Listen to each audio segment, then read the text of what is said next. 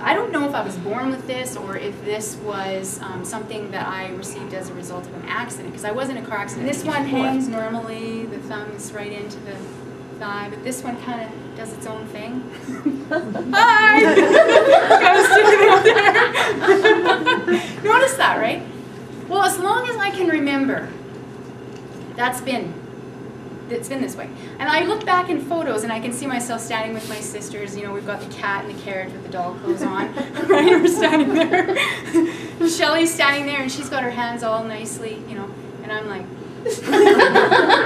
everybody else has this beautiful typing posture, and here's Brenda with the elbow sticking out. And the teacher would come by and she would be with the ruler, eh?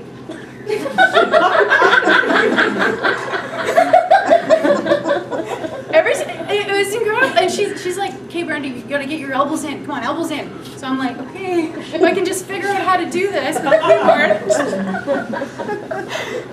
And so I came home and I'm like, "Mom, there's something really wrong with me. Gym class, volleyball, setting the ball. My balls would always go over there." No matter how much I would focus, and the teacher would say, "Okay, focus. Feel it from your belly. Feel it from your belly." And I'd be like, "Okay, I got it, coach. I got it. I got it." Twang over there in the corner. Right? Like you maybe have some damage in the growth center of the bone, and it actually looks like this bone is shorter than this bone. And that would explain why, if it's not longer, so you don't have that rotation, right? You don't have that rotation. Well, now I had a name for it. Now I had a label for it. He says, "And we can fix it, but it's going to cause, it's going to require surgery. We're going to go in there and we'll saw your bone off and do this and that." And I'm like, "Excuse me, you had me. I saw the bone off. Like, I'm not sure about that." But he says the other option is you could learn to adapt with it. Looks like you've done a pretty good job already. And he shows me on the x-rays that it shows the soft tissues and how everything has formed beautifully around the bones, because it's been like that for quite a long time, right? He said, "You realize that if we do that, if we do the surgery, that's all, it's going to affect everything in there. All your adaptation and everything, it's going to affect everything. So it's up to you. Now you know that possibility exists. You know, what's your choice?" So, you know, Mom and I went into a huddle. We're like, "What do you think? What do you think?" And, you know, we went away and Mom said, "You know, I think you're okay, don't you?" And I said, "No, I think I'm okay. I can adapt to this. I can make this work." And so what I ended up doing is I wanted to become a volleyball player then. I wanted to get on the team. And I did. I got on the B team. Not the A team, but the B team. But oh well, I was on my team. And I scored fairly high in my typing tests. Because it's just who I am. But it's amazing how I can start to interpret it as a weed that needs to be fixed or removed or changed or shifted. Interesting, eh? Interesting. And how that can keep you away from feeling purposeful. Well, I'll be okay when, right? I'll be purposeful when all these other things come into alignment, right? And so for now, this is my dandelion. You know, this is my dandelion. And I just thought it's kind of an interesting story because I actually seen a clip of a guy with no arms and no legs. And he was a motivational speaker. And he was singing rap. And he had a little flipper for a foot. And he would get that flipper just to go on, right? And he was speaking and inspiring. And he had so much core strength in the way he would manipulate his whole body around without arms and legs. And he was using his mechanical challenge as a gift, right? And so these are things to consider when we are trying to figure out who we are and how we fit in the world and what our sense of purpose is.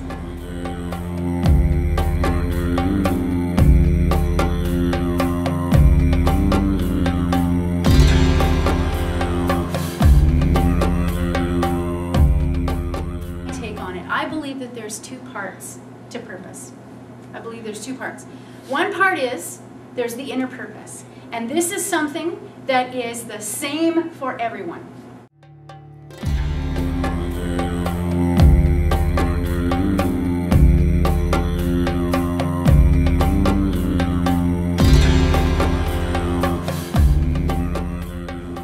Compassion is not about donating half of our bank accounts to the less fortunate. Compassion is not about, giving handouts all the time. Compassion is, I accept you for who you are. I accept that you've made those choices.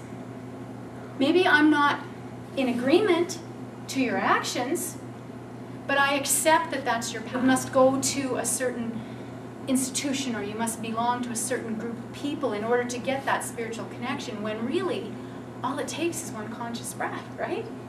One conscious breath can connect us to our heart. One conscious breath can take us back into connection with the greater. So the outer purpose is about movement. It's about doing, right?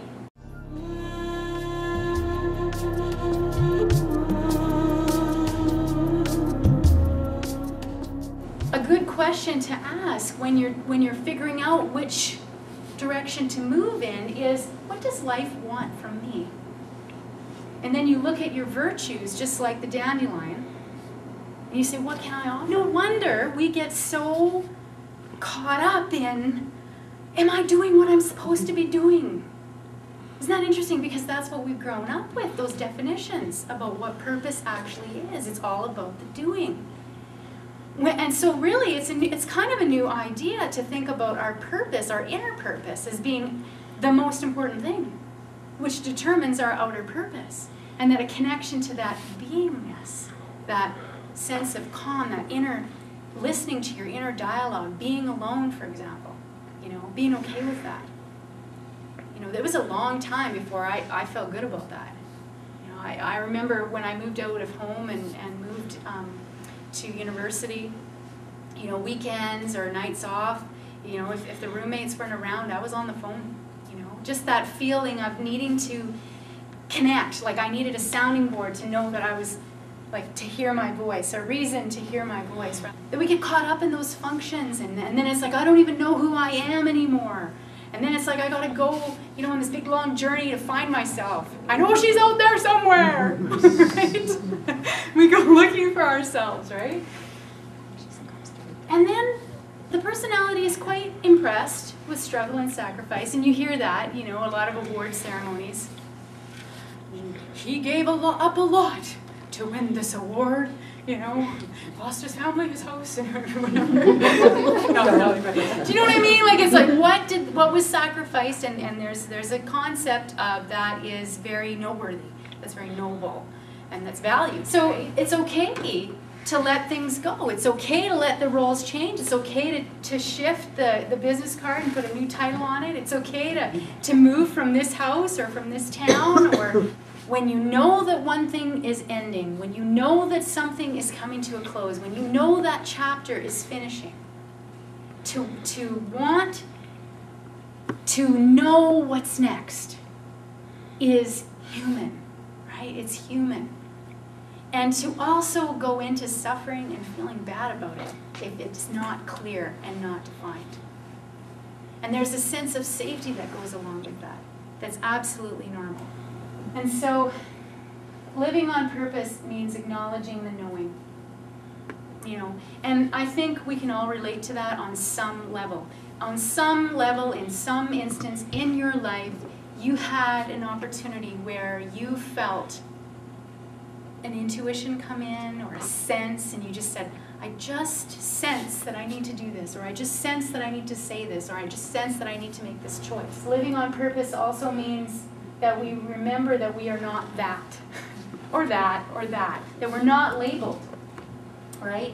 And that we can create our results, but we are not our results, right? We are moved and shaped and bent because of our histories, but we're not our histories. We're influenced by them, but we're not defined by them.